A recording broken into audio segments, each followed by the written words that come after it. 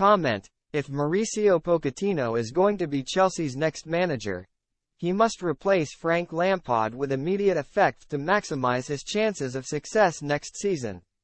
The idea that Thomas Tuchel and Graham Potter have saved Chelsea from an unthinkable Premier League relegation is the kind of lighthearted joke that will be sprawled across social media platforms before landing in WhatsApp groups.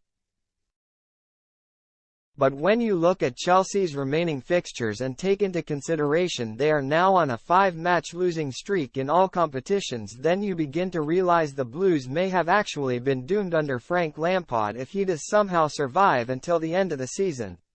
They are on a miserable road to nowhere, and the historically favourable new manager bounce simply does not seem to exist when Lampard is concerned, even if he remains one of the club's greatest ever players.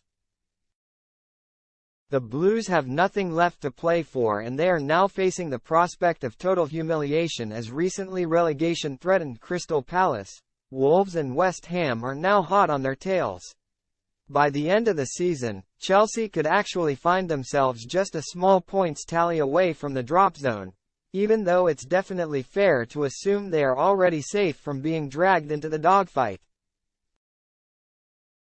It's an almost laughable scenario given Todd Boehly and Vedat Iqbali have invested over £600 million on new players since purchasing the club from Roman Abramovich last summer. For that reason, the 2-0 defeat to Brentford on Wednesday must now prove to be a line in the sand. This cannot go on any longer if Boehly wants to be taken seriously at Chelsea.